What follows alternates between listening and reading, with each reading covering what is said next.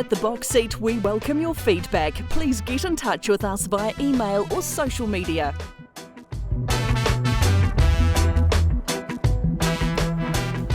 Like us or loathe us, send us your info. What do you want to know about how we put the show together? All those sorts of things. We're happy for your feedback. What's coming up for you harness racing wise this week? We have a busy week, of course. Addington Raceway, $40,000 pick six there. First underway, 5:16. Day meeting for the Invercargill team down there. 102, the first of 8. Alexandra Park, massive night. We've got the Caduceus Club Classic with Woodlands, the Taylor Mile, the Anzac Cup, the Lone Star Sire Stakes at Group 2, and a $40,000 pick six to boot. First just after 6, Rangiora. It is classic time there, and of course $50,000 terminating turbo quaddie, which will dovetail, of course, with the Gore meeting. So, plenty to get into. Let's get to the first of the Group 1s at Alexandra Park, and it is the Caduceus Club Fillies Classic. Mark it out for you, and the favourites drawn the inside back row here, Craig. Yeah, lucky enough it follows out another Mark Hurd runner, one of 6 in the race, Ready to Fire, who's got good gate speed. Remember, this race is 2,200 metres, the 30th running of the Caduceus Club. It started off at Group 3 level, now up to Group 1, and the most stake money on the night, so $120,000. Let's have a look at Spanish Armada's last start. This was her win at Alexandra Park. She's in the harness jewel. She's in the trail. She may be there this week as well, behind the same horse. Down on the passing lane now, then Jewel on the beach, Ready to Fire, Delightful Memphis, Spanish Armada opens up into the hopple, strongly the Young Guns champion, and through she comes, Spanish Armada, Philip Butcher gets 2, Delightful Memphis, a gallant run in defeat. Key to this race, Michael Guerin, will be Zach Butcher, because he's got barrier 1, of course, with Ready to Fire. I'll be interested to see how Blair Orange negotiates his way around Alexandra Park from the back row with Delightful Memphis. Yeah, I agree. I think Delightful Memphis is as good as Spanish Armada, but Spanish Armada seems to have improved her rails game. Like a couple of starts ago, she got on the marker pegs and she was all over the shop. But she looked a lot happier last time, so her being in the trail this time is incredibly advantageous. I'm not sure Delightful Memphis is any worse than her, though. I think they're clearly the top 2 at the moment. Haven't seen enough of Renska B against them to know much about it, but yeah, it's going to be an interesting race. I'm not sure who the best of these 2-year-olds is, to be honest. I think over the next couple of weeks at Alexandra Park, we're certainly going to find that out. Taylor Mile.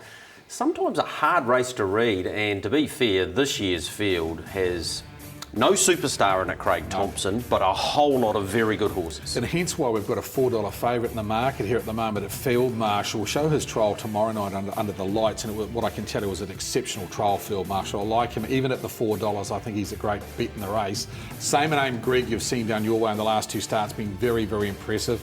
My Kiwi mate, Michael talked about him with his Aussie win on the show early. He's from Barrier 6 and Hug the Win, 2 starts in the north, both very impressive, but not a great draw at Barrier number 7. Have a look at the first of the videos and say my name. This Greg was super form when you consider the horse that he ran second, Captain Dolmio, went on to win last week. Yeah, that's right. He's a really, really nice horse by Art Major. He had a problem at 3, that's why we didn't see him so much, and he's What's come his back. gate speed like? Look, I think he'll hold his own, but I don't know if he'd get across Prince of Pops or risk either of those. I'd imagine John will drive him pretty aggressively, but I don't know that he'll risk it straight across them. I have no idea who's going to win this race. The one thing I do know from watching plenty of them, very few horses come from back in the field to win the Taylor Mile. Alert Motoring did it a long time ago, but gee, they go so quickly. Last year, Mosdale, Connor led it, believe it or not, 20-1 and paced 152-ish, 151 and change.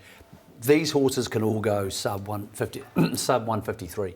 Going to be a very hard race to make ground, and I still go Hug the Win, just only because I think it has the potential to go forward unencumbered, whereas Field Marshal may need luck from the second line. Let's have a look at Not with him. any great... This is a good great form video race. when you look at Lockerburn running second. Of course, that's him coming widest on the track, and having the beautiful trip with Blair Orange aboard was the winning of the race. And Tasman Bromix in this as well. Now, he's drawn, obviously, to follow Prince of Pops. Prince of Pops will hand, though. I don't think he'll stay in front over 1,700, so that puts Tasman Bromick 3-back defence. But I know what you're saying. Good form race, though.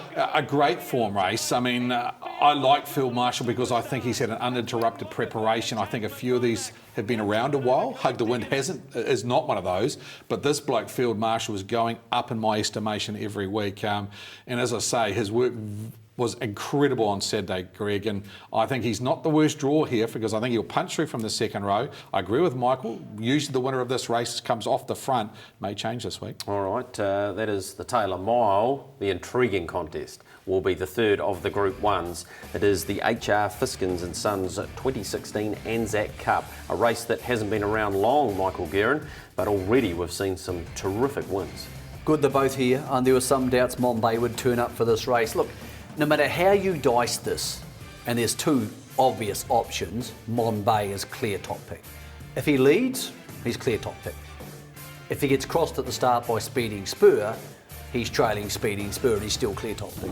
I think he'll win. I'm not sure there's much between them. I think that Speeding Spur has abilities that Monbay has yet to develop, but I do think Monbay is faster. Here he is last time out. This was probably easier than it looked. I mean, Sunny Ruby's flying, fellas, and she went super to get it running close, but Ricky wasn't getting overly serious, and I think the horse half looked after himself here. I reckon he'll win. Craig, I'm not going to argue. It's hard to make a case against him. Well, he's got more in his arsenal at this stage from barrier 1 than Speeding Spur is from barrier 2 because he should hold up. It will be an aggressive Josh Dickey to wrest the lead off him. On Speeding Spur, again, he's another one that has never been beaten at 2,200 metres at Alexandra Park. So I think he's 7 from 7 there, fellas. It's his track. In saying that, I'll be tipping Monbay to beat him this week. Yeah, another thing too is Monbay has raced recently. Speeding Spur hasn't raced since the Great Southern Star. That's 2 months ago. Or close enough to it. Anyway. It is. Isn't it great that they're drawn barriers 1 and 2? You know what I mean? It sets it up for a great contest. It does make it very hard for Speeding Spur to get across, and we've talked about this before, Michael, when they're beside each other, you've actually got to be 2 lengths quicker. Even though it was the worst performance of the season by Monbay, he actually came off the gate very quickly in the Grand Prix in Australia, so I'm sure he'll hold him if they want to, and I'm sure they do. Lone Star Riccarton Sires Stakes final is at a Group 2 level, and gee, we've got some depth in this category this year.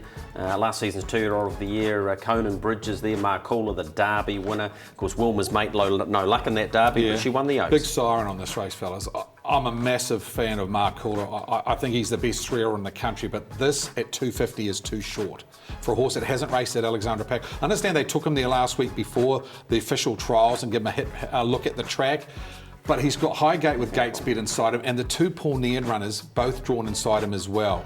So I think the Derby next week will suit him better than this week with a run under his belt. Can he win this race? Absolutely. But I think the 250 is too short. This is what he did last time. Yeah, and of course Highgate out wide here, Michael, has a huge advantage this week from barrier 1, and she's won from 1 here at Alexandra Park. Yeah, very high gate speed and lots of Australian racing. Conan Bridge has excellent gate speed. I agree with you, Craig. I think he's the best of this crop, but I do think it's a long way from barrier 5 to the marker pegs comfortably in this race. And right-handed first time. There's always that consideration as well, but just on a couple of the horses outside him, Le Monde was good last week, Greg. Sovereignty's got the race record in this race. Le Monde went quicker last week than Sovereignty did in winning this race 8 years ago. All right. We know we'll be under the lights, of course, with Craig Thompson tomorrow night having a more in-depth look at that. What about our best bets of the week?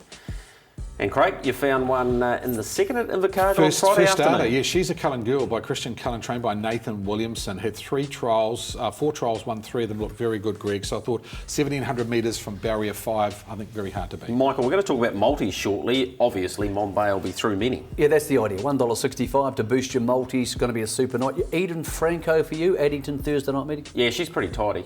She's beautifully bred as well, and even off the back row, she got beaten by a nice one last time. I think she can win. Speaking of multis, we highlighted them last week. Got some good feedback about this too. So how did they go this week? There's a play. $60 into 4,300. Look, my favourite type of multis, the second one, the $100 one on 2 horses you're quite confident with. We'll roll these on because obviously multis are a huge part of harness racing. My favourite one's the bottom one. $5. Someone's gone the Brisbane Pups, Addington Romeo Harness, Ragtop, and the Parks Harness. That person, you are my new hero. Yeah, 2,053. You should have spent an extra $5 and had 10 on it. Couple of miss there, decent plays as well, Craig. Yeah, he can fly on Kiwi and Show. Kiwi and Show galloped at Rangiora, so disappointing there. He can fly. I think your best bet last week, Greg, did the job. Yep, Kenrick. He's also been talking on the show. Isn't it? We're just talking prior to the show. Both the Johnny's bets last week won, Kenrick and Gin, but 2 weeks too late. Yep, there you go. Final field winners there. There's been some decent ones and some decent plays there as well on those who didn't win. Absolutely. Of course, the disappointing one out of all those was Max Factor, who went probably the shortest price favourite on the weekend. All right, there's a look at what unfolded last week. We'll do that next week as well for you. Craig, looking forward to Under the Lights and joining you at Alexandra Park Yeah, as well. absolutely, fellas. Looking forward to the coverage Friday. And I think we say it all the time when we hype up meetings that the fields are great. Trust me, this week at Alexandra Park, I've looked through them. Possibly one horse, which is Mombay, will pay under $2 on the Yeah, night. depth is there, certainly in the undercard too. Thanks, mate. Nice to have you back. Mate, it's nice to be back and looking forward to the next couple of weeks at the park. Yep, that's been your box seat. Hope you've enjoyed it. Enjoy your harness racing week ahead.